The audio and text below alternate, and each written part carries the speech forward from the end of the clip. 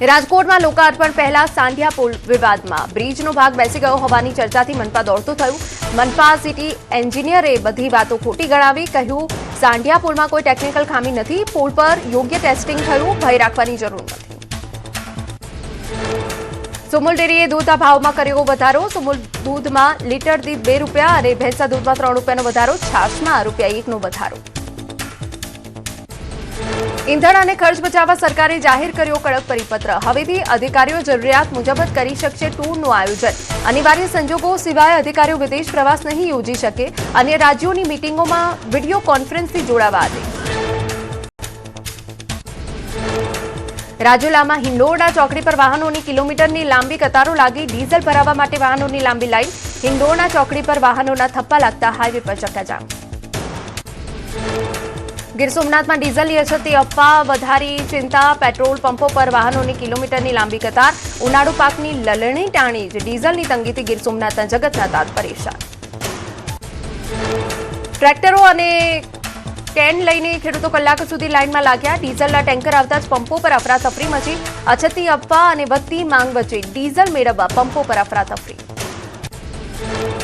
છોટાઉદેપુરમાં અફવાને પગલે ઈંધણની કટોકટી. બોડેલીના ચલામલીમાં petrol diesel માટે ખેડૂતોની લાંબી કતારો લાગી. ડીઝલ મેળવવા ટ્રેક્ટરો અને કેરબાઓ સાથે રાતભર ઉજાગરા કરવા ખેડૂતો મજબૂર બન્યા.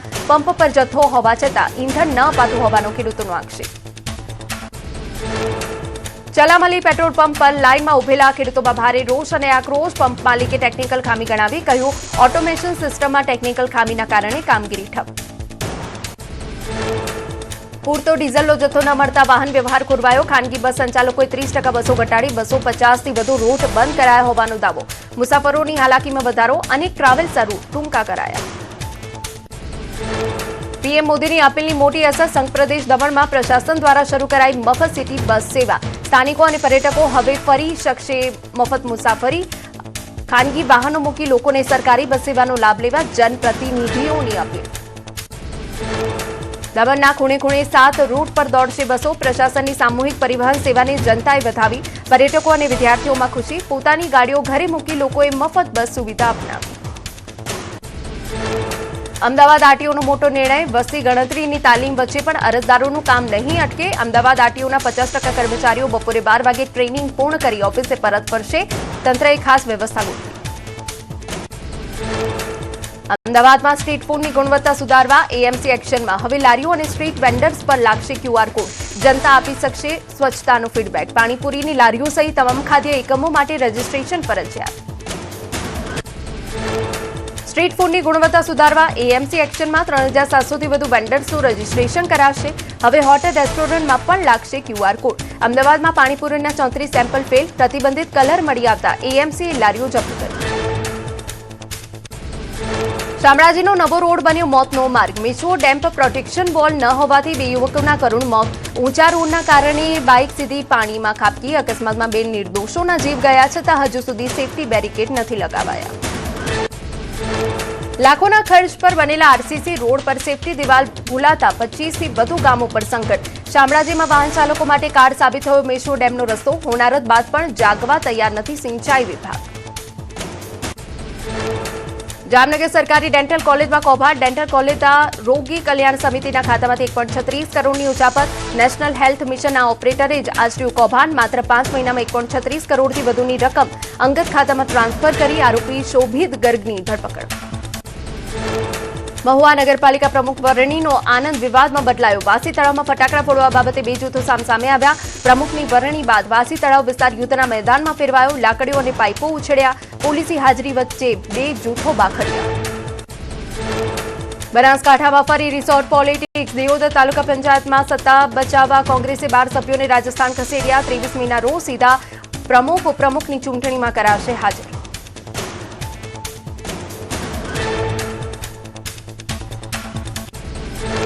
વિદેશ પ્રવાસના અંતિમ તબક્કામાં ઇટાલીના રોમ પહોંચ્યા પીએમ મોદી. ભારતીય સમુદાયે ભવ્ય સ્વાગત કર્યું. ઇટાલીના પ્રધાનમંત્રી મેલોનીએ ખાસ સેલ્ફી સાથે કર્યું પીએમ મોદીનું સ્વાગત.